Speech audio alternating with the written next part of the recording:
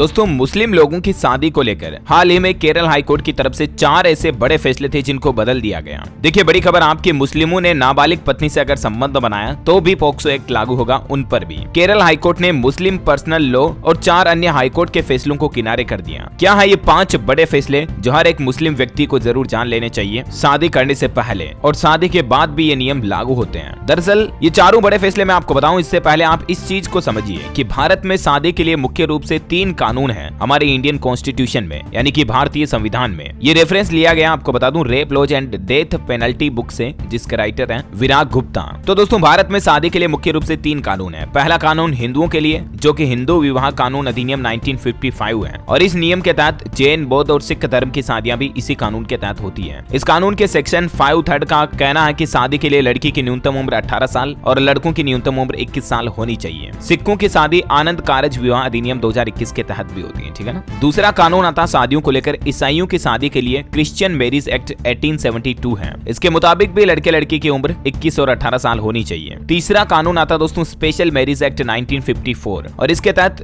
2 धर्मों में किसी भी धर्मों के लोग अपनी शादी को रजिस्टर करा सकते हैं, यानी कि ये कानून आपको अंतर जातीय और अंतर धार्मिक विवाह करने की भी इजाजत देता है। लेकिन इसमें भी कॉमन बात यह है कि लड़की की उम्र 18 साल होनी चाहिए और लड़कों की उम्र 21 साल होनी चाहिए। जहां तक बात आती है मुस्लिम लड़के लड़कियों की शादियों के लिए, तो अभी तक भारत में मुस्लिम लड़के लड़कियों की शादी उनके अपने मुस्लिम पर्सनल लॉ के अनुसार होती है, जिसके बारे में हमारे भारत के संसद के कानून में कुछ भी उल्लेख नहीं है। पहली बात तो ये। दूसरी बात, हाल ही में कई सारे हाईकोर्ट की तरफ से इस तरह के फैसले दिए गए जहां कम उम्र की लड़की होती है, मतलब 18 साल से कम उम्र की लड़की होती है और उसके बावजूद मुस्लिम लड़के के साथ शादी करने की इजाजत दे दी जाती है और उन पर पॉक्सो एक्ट का नियम भी लागू नहीं किया था। कुछ ऐसे फैसले आए थे, लेकिन अब केरल हाईकोर्ट के फैसले ने पिछले इतिहास के सारे फैसलों को पलट कर रख दिया। केरल हाईकोर्ट के फैसले में सबसे महत्वपूर्ण बात यह रही कि मुस्लिम पर्सनल लॉ में नाबालिगों की शादी भी वैध होने के बावजूद भी पॉक्सो एक्ट के तहत इसे अपराध माना जाएगा। इसी महीने केरल हाईकोर्ट की सिंगल बेंच की तरफ से जस्टिस बेचू कुरियन थॉमस की तरफ से यह बड़ा फैसला सुनाया गया और इसके साथ ही ये कहा गया कि नाबालिग पत्नी से संबंध बनाने वाले पति की जमानत अर्जी भी खारिज कर दी जाएगी। मुस्लिम पर्सनल लॉ के नियम और 4 पुराने हाईकोर्ट के फैसलों से अलग केरल हाईकोर्ट का यह फैसला बड़ा ऐतिहासिक माना जा रहा है और नए साल 2023 में इसी कानून पर सारे फैसले आएंगे क्योंकि ये एक सबसे स्ट्रिक्ट कानून हो चुका है। जाहिर सी बात है। मामला क्या है? एक ऐसा मामला कोर्ट में जाता है। मार्च 2021 की बात है। 21 साल का एक मुस्लिम शख्स जिसका नाम होता है खलीदुर्रहमान, उसने 16 साल की फरीहा, बदला हुआ नाम आपको बता रहा हूँ, इस नाम की एक लड़की को अगवा करके उससे शादी कर ली थी। एक रोज जब फरीहा ने गर्भवती होने की आशंका जताई तो खलीदुर्रहमान उसे एक स्वास्थ्य केंद्र ले गया। लड़की को नाबालिग देखकर स्वास्थ्य केंद्र के डॉक्टर ने पुलिस को खबर दी और इसके बाद पुलिस ने 5 से ज्यादा धाराओं में आरोपी के खिलाफ केस दर्ज कर लिया। कौन कौन सी धाराएं लगाई गई जो भी आप देख सकते हैं। अब देखिए मामले में ट्विस्ट आता कहां पर है। आरोपी ने बचाव में क्या क्या दलीलें दी। आरोपी ने कहा कि पश्चिम बंगाल से होने की वजह से उसने पश्चिम बंगाल एक्ट 26 1961 के तहत शादी की है। इसके मुताबिक पर्सनल लॉ के तहत प्यूबर्टी की उम्र के बाद मुस्लिम लड़की की शादी वैध है। आपको बता दूं प्यूबर्टी का मतलब होता है जब लड़की की यौवन अवस्था आ जाती है तो उसके बाद मुस्लिम पर्सनल लॉ के मुताबिक शादी करना वैध है और ऐसी कई शादियों को कई बार ऐसे कोर्ट ने भी फैसलों में वैध बताया है। दूसरा तर्क ये दिया कि 3 हाईकोर्ट ने 18 साल से कम उम्र की लड़की की शादी को पर्सनल लॉ के तहत सही बताकर पहले भी ऐसे मामलों को खारिज किया। जैसे कि मैंने आपको बताया ना, कई बार ऐसे फैसले आए हैं जिसमें 18 साल से कम उम्र की लड़की की शादी को भी मुस्लिम होने की वजह से वैध बता दिया जाता है, जबकि हिंदू धर्म में ऐसा कभी होता नहीं है। तो केरल हाईकोर्ट की तरफ से 3 हाईकोर्ट के फैसलों को यह कहते हुए मानने से इनकार कर दिया। देखिए आप केरल हाईकोर्ट ने क्या पॉइंट्स दिए। जावेद बनाम हरियाणा राज्य मामले में पंजाब एंड हरियाणा हाईकोर्ट का फैसला जो 18 साल से कम उम्र की मुस्लिम लड़की को वैध बताता है, इस फैसले को पलट दिया। फीजा और अन्य बनाम दिल्ली राज्य सरकार और अन्य के मामले में दिल्ली हाईकोर्ट का फैसला उसको भी बदल दिया। मोहम्मद वसीम अहमद बनाम राज्य के मामले में कर्नाटक हाईकोर्ट का जो फैसला था उसको भी बदल दिया। केरल हाईकोर्ट ने इन तीनों के फैसले को बदलते हुए कहा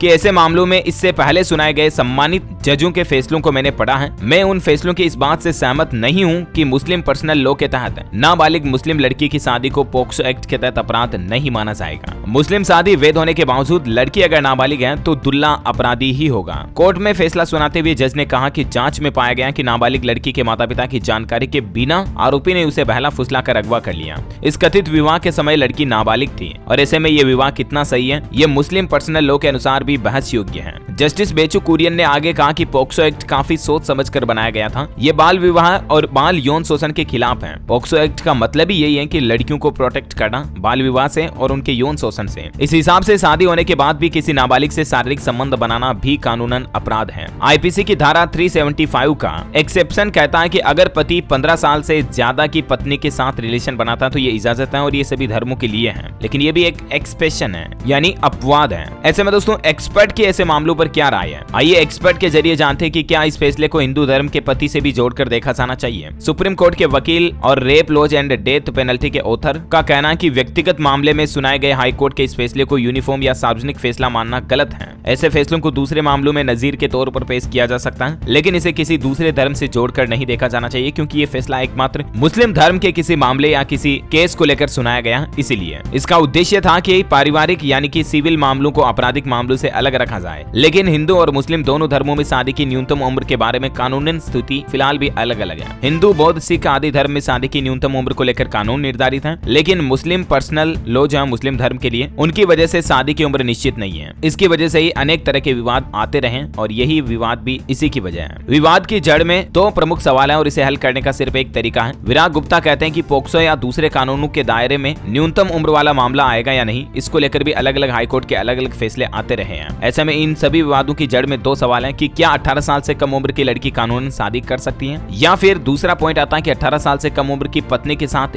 यौन संबंध बनाना अपराध होगा या नहीं। ये दोनों ही मेन पॉइंट हैं। हिस्ट्री में कुछ ऐसे फैसले रहे हैं, जैसे कि पंजाब हरियाणा हाईकोर्ट ने नाबालिग लड़की के निकाह को कानूनन भी सही बताया था, एक मुस्लिम केस था उसमें। और जो मुस्लिम पर्सनल लॉ है वो सिर्फ एक नहीं बल्कि दो अहम कानून के खिलाफ है। एक तो मुस्लिम पर्सनल लॉ में लड़कियों की शादी की उम्र 15 साल बताई गई है, जो कि देश के दो अहम कानून के खिलाफ है। और दूसरा बाल विवाह निषेध अधिनियम 2006, इसके मुताबिक भी 18 साल से कम उम्र की शादी कानूनन रूप से अपराध है। इतना ही नहीं, जबरन इस तरह की शादी कराने वाले लोग भी अपराधी होंगे। हालांकि इस कानून में कोई ऐसा प्रोविजन नहीं है कि ये किसी दूसरे कानून को खत्म कर देगा, और इसीलिए मुस्लिम पर्सनल लॉ के तहत 15 साल में मुस्लिम लड़कियों को शादी की इजाजत मिल जाती है। तो ये था केरल हाईकोर्ट का पूरा फैसला और केरल हाईकोर्ट की तरफ से जो हाल ही का रिसेंट अपडेट सुनाया गया, जिसमें मुस्लिम पर्सनल लॉ बोर्ड के फैसले को भी पलट कर रख दिया और पिछले इतिहास के 3 हाईकोर्ट के फैसलों को भी बदल दिया। उम्मीद है दोस्तों केरल हाईकोर्ट की तरफ से ये बड़ा update new rules and regulations का वीडियो आपको जरूर जानने मिला होगा। वैसे आपकी इस पर क्या ओपिनियन है, क्योंकि अभी भी ये टॉपिक पूरी तरह से कंट्रोवर्शियल है। कंट्रोवर्शियल तो क्या कहें, ये कह सकते हैं कि असमंजस है। यहाँ पर अभी तक भी कोई फिक्स डेफिनेशन नहीं है। इस पर आपकी क्या राय और विचार है, मुझे नीचे कमेंट करके बताइएगा। इस वीडियो को लाइक और शेयर करना, हमारे चैनल DLS न्यूज को सब्सक्राइब करके बेल आइकन जरूर दबा देना, ऐसे ही काम की इन्फॉर्मेटिव जानकारियां देखते रहने के लिए। Thank you, take care, good bye,